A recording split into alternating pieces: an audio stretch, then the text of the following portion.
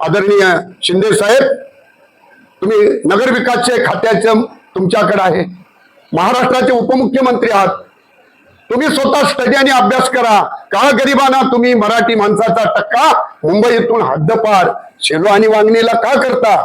गिरण गावामध्ये होते, दादर असू द्या, परेल असू, लालबाग असू, भाईपड असू, एक गिरण गावात घरं होती आणि मिल होत्या आणि चाळी पण होत्या आणि त्यालाच गिरण गाव म्हणून नाव पडलं. त्या आता गिरणी कामाला तुम्ही काय म्हणताय की शेलूमध्ये जा, वांगणीमध्ये जा. काही लोकांनी दलाली चालू आहे. दलाली अशाबद्दल बोलतो की तेवढ्या रिस्कीने भाग घेताना लोकांना सांगतायत की आम्ही घर देतो, तुम्ही घर देणारे कोण? माझे मालक एवढे घाम गाळून गिरणीत काम करत होते. आता माझं वय 72 आहे, तरी अजून तुम्ही आम्हाला घर देताच आहे. तुम्ही कधी घर देणार आहे आम्हाला?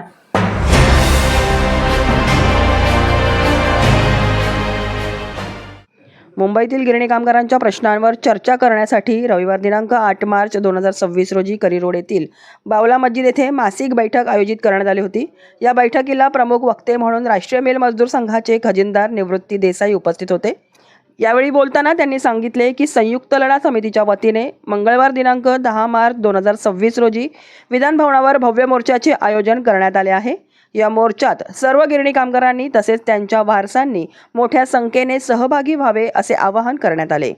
तसेच ज्यांना आधीच घरे मिळाली आहेत त्यांनीही घरांपासून वंचित राहिलेल्या गिरणी कामगारांच्या हक्कासाठी या लढ्यात सहभागी व्हावे असेही आवाहन राष्ट्रीय मिल मजदूर संघाचे खजिनदार निवृत्ती देसाई आणि गिरणी कामगार वारस संघर्ष सेवा समितीचे अध्यक्ष आनंद मोरे यांनी केले. नमस्कार. आज म्हणजे महत्त्वाचा विषय आहे की आपला 10 तारखेला जो आम्ही मोर्चा नियोजित सर्व 14 ते 15 संघटनांनी एकत्रित येऊन मोर्चा काढण्यात आलेला आहे. कारण हे सरकार पूर्ण खुलं पडले, लूज पडलेलं आहे.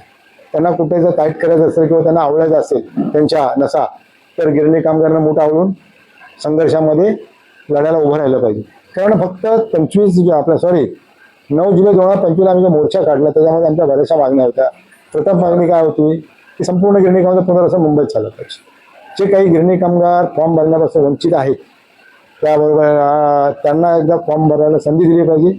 आणि 81ला संप झाला एका ह्याचा दिवाळीमध्ये बोनस टाईप 81ला जवळ 8 मिल बंद पडल्या, त्यांना त्याच्यामध्ये सामावून घेण्यासाठी.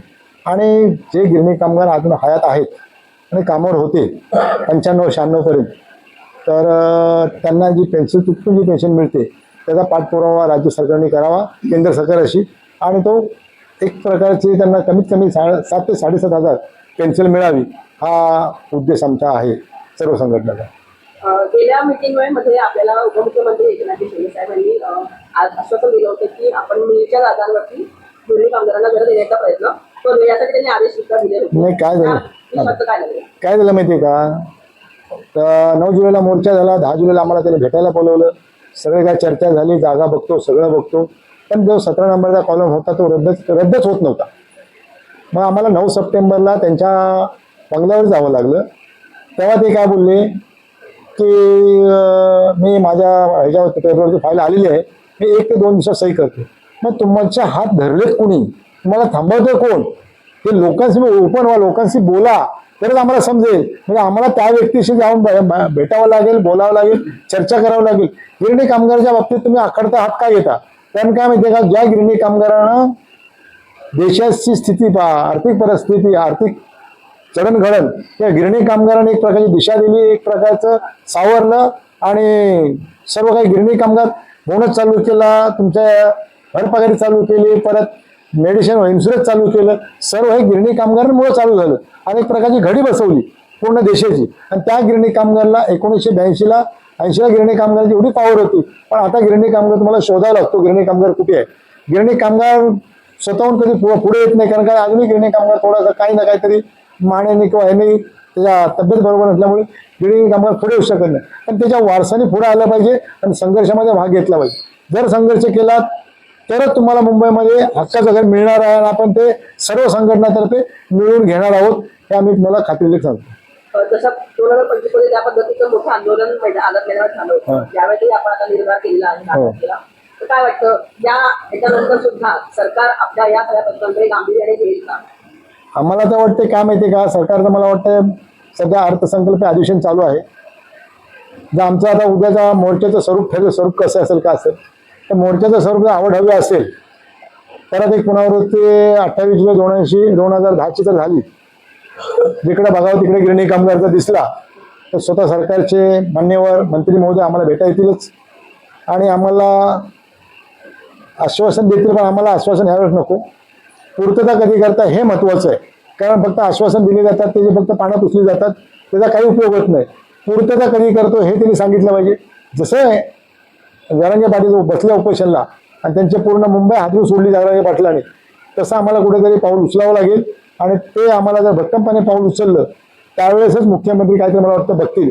सध्या सगळं जे मदार आहे जास्तीत जास्त देवेंद्र फडणवीस साहेबांवरतीच आहे आणि त्यांनी जर मनात आणलं तर मला वाटतं ते बोलताना पण बोलले की आम्हाला गिरणी कामगाराला घरं द्यायचे, पण गिरणी कामगाराला आसपास, अरे हा आसपास शब्द काढला कुठून? मिल होत्या कुठे? दादर, परळ, लालबाग, हायखेळा आणि जास्त ह्याला चेंबूरला ह्या ठिकाणीच मिल होत्या. मग तुम्ही आसपास कुठे शोधताय शब्द?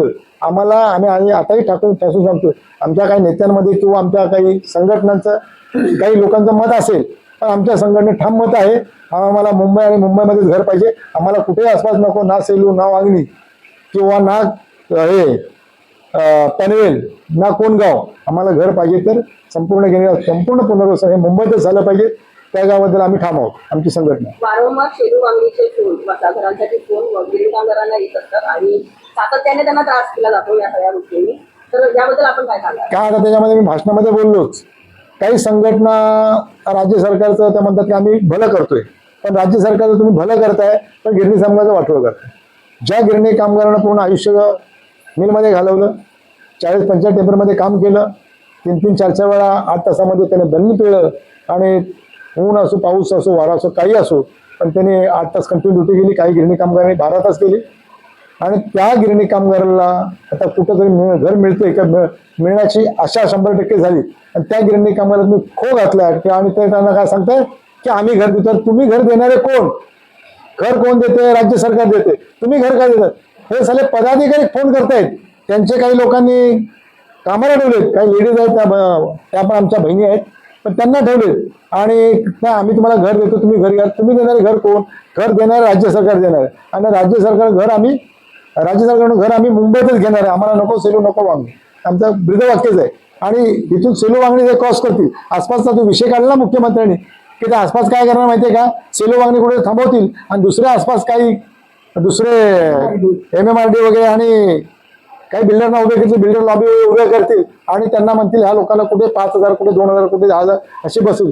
आम्हाला कुठेही आसपास नको. आम्हाला मुंबई आणि उपनगरामध्ये इकडे कुठे भेसळ आणि इकडे मुलुंड आणि इकडे आपला कुलाबा आणि इकडे चर्चगेट या पूर्ण विभागातच आम्हाला जिथे मुंबई आहे आणि मुंबई जिल्हा जिथं संबोधला जातो त्या मुंबई जिल्ह्यामध्येच आम्हाला ठामपणे घरं पाहिजे.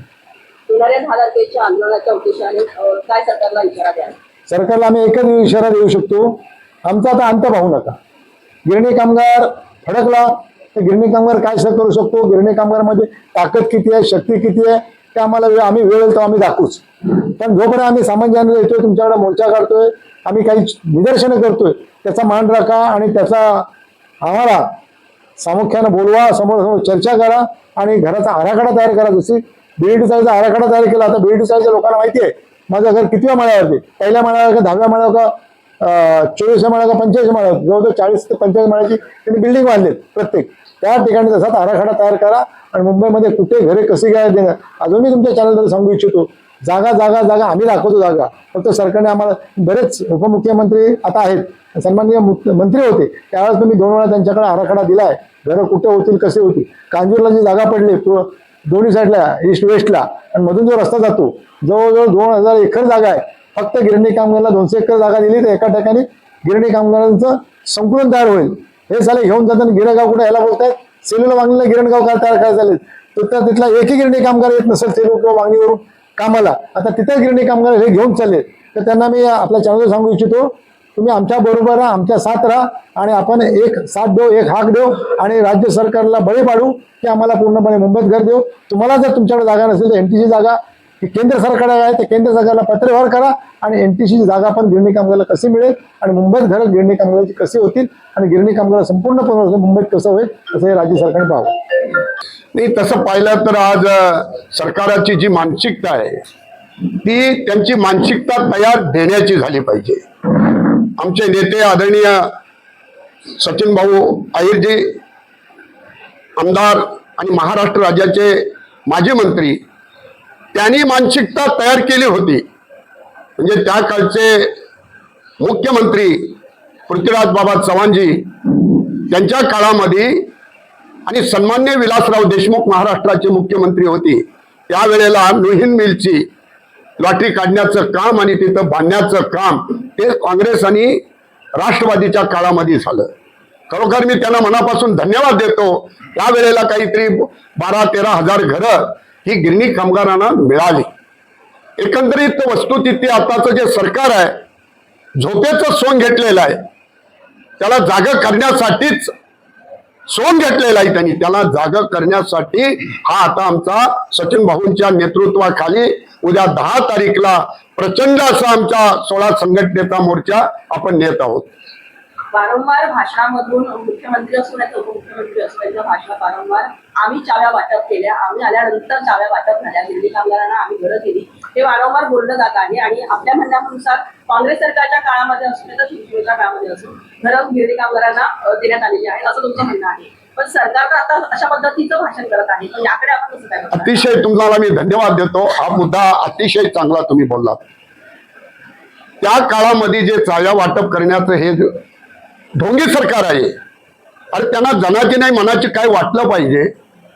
सन्मान्य उद्धवसाहेब ठाकरे महाराष्ट्राचे मुख्यमंत्री झाले, आमदार सचिन भाऊ त्यांच्याबरोबर काम करता येतात. जी बॉम्बे डँक श्रीनिवास मिल, बॉम्बे डँक टेक्सटाईल मिल, या 3 मिलची लॉटरी त्यांनी काढली. आणि मी म्हणालो मगाशी राष्ट्रवादी आणि काँग्रेस पक्षाच्या काळामध्ये घरं बांधली, लॉटरी काढली. अरे तुम्ही सत्तेतच नव्हता.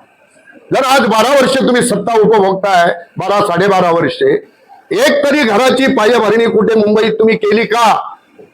मग तुमचं मी जाहीर अभिनंदन केलं होतं. सन्मान्य या महाराष्ट्राचे मुख्यमंत्री देवेंद्र फडणवीसना आमची कळकळीची विनंती आहे. ही श्रमिकांची कष्टकऱ्यांची भूमी आहे, ही मराठी माणसांची भूमी आहे. माझी त्यांना कळकळीची विनंती आहे की तुम्हाला हात जोडून आम्ही 16 संघटनेचे सर्व लीडर्स आम्ही सांगतोय, आमचा हक्क आणि आमचा अधिकार आहे, तो आमचा छिनू नका. तो आम्हाला हक्क मिळालाच पाहिजे. जॉईंट व्हेंचरच्या 4 गिरण्या आहेत, त्यांनी 7,000 गिरणी कामगारांना वारसांना नोकऱ्या देतो म्हणून सांगितलं. त्यांनी आम्हाला आज तागायत नोकरी दिली नाही. आमची घोर फसवणूक केलेली आहे.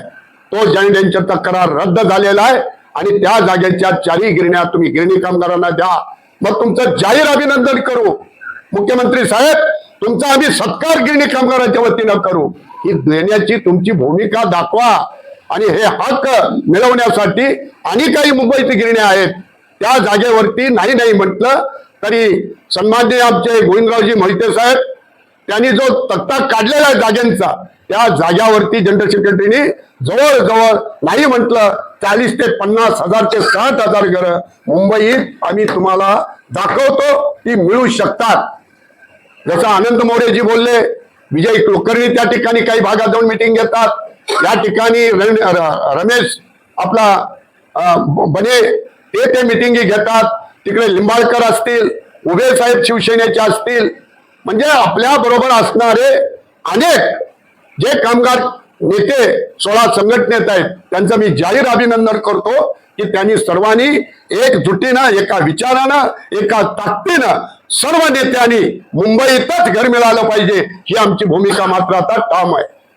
2025 मध्ये सुद्धा आंदोलन करण्यात आलं होतं. मोठ्या प्रमाणात गिरणी कामगारांना एकत्र आणून 16 संघटनांनी हा उठाव केला होता. आता पुन्हा एकदा तुम्ही 10 तारखेचा हा आता आंदोलनाचा मागणी केलेली आहे, ठराव पूर्ण केलेला आहे. तर कशा पद्धतीचं हे आंदोलन असणार आहे, कसं वाटणार असणार? आमच्या आंदोलनाची तीव्रता होण्याचा संभव आहे. कदाचित ते आमच्या हाताच्या बाहेर पण जाईल. सरकारने याच्यासाठी विनंती करतोय, महाराष्ट्र राज्याचे माजी मुख्यमंत्री आताचे उपमुख्यमंत्री आदरणीय शिंदे साहेब, तुम्ही नगर विकासचे खात्याचं तुमच्याकडे आहे, महाराष्ट्राचे उपमुख्यमंत्री आहात, तुम्ही स्वतः स्टडी आणि अभ्यास करा. का गरिबांना तुम्ही मराठी माणसाचा टक्का मुंबईतून हद्दपार शेलू आणि वांगणीला का करता? नको शेलू नको वांगणी, आम्हाला मुंबईच्या कार्यक्षेत्रातच आम्हाला घरं 100% मिळाली पाहिजेत माफक दरामध्ये, ही आमची ठाम आमच्या नेतृत्वाची आणि सर्व संघटनेच्या नेत्यांची ठाम भूमिका आहे. आणि याला प्रचंड असा प्रतिसाद आम्हाला ग्रामीण भागातून, मुंबई शहरातून जिथे जिथे गिरणी कामगार आहे त्यांनी प्रचंड असा सहभाग घेतलेला आहे. आणि मी त्या सर्वांचं या चॅनेलच्या माध्यमातून मनापासून धन्यवाद देतो आणि सर्वांना विनंती करतोय, वारसासह तरुणासह सर्वांनी लाखोच्या संख्येनं आझाद मैदानावरती हजर राहा आणि सरकारला आमचा हक्क देणं भाग पाडा, एवढीच मी कळकळीची विनंती करतो. धन्यवाद. निष्पक्ष बातम्या, नवा दृष्टिकोन, युवा स्तंभ न्यूज नेटवर्क. नमस्कार. मी आपल्या चॅनल माध्यमाद्वारे सांगू इच्छितो की 15 मार्च 2024 जी आर हा आपल्या 14 संघटनेच्या मार्फत कॅन्सल रद्द झाला. तो काय रद्द झाला? कारण आपण हे सगळं एकत्र आलो म्हणून आपण जो 9 जुलैला मोर्चा काढला आणि त्या संघटना एकत्र होतो. आणि त्या दृष्टीने आता आम्ही 10 मार्चला मोर्चा ठेवत आहे, आयोजित करत. तर मी माझ्या सर्व कामगार बंधूंना सांगू शकतो, मेन कामगार बंधूंच्या मुला वारसाला सांगू शकतो किंवा आई वडील म्हातारे असेल, वयस्कर असेल आणि तिथे ऊन असेल आझाद मैदानला, तुम्ही वारसा सांगतो की वारसा तुम्ही तुमच्या आई वडिला तुमच्यासाठी केलं तर तुमची तयारी तुम्ही या की माझ्या वडिलांना आईला मुंबईत वारसाला ते वारसाचं काम आहे की आपण एकत्र एकजुटीने केलं पाहिजे.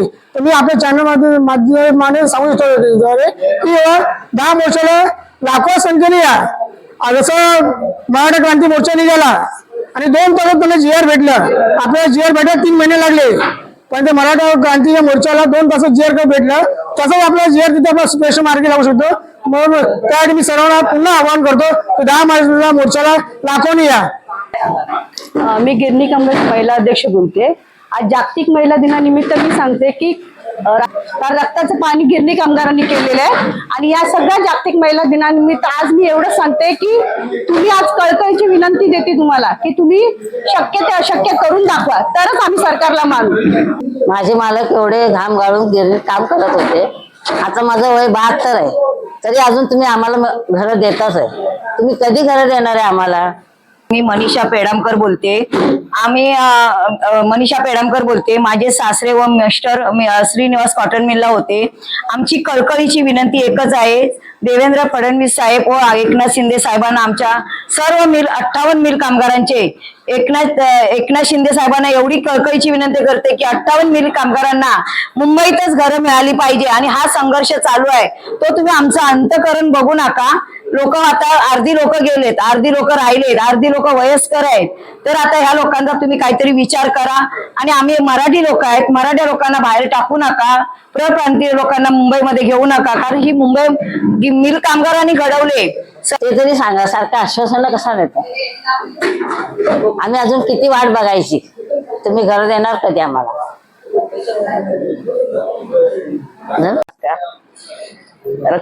मुंबई में घर इल्ल कावाले, పింఛన్ भी मांगते हैं, పింఛన్ भी कावाले.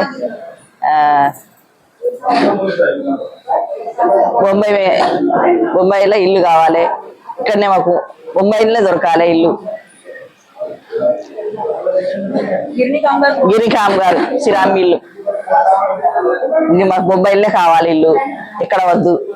అది పింఛన్ కూడా దొరకాలి, మాకు పింఛన్ కూడా దొరకలేదు. कंपल्सरी मुंबई में काవాలి.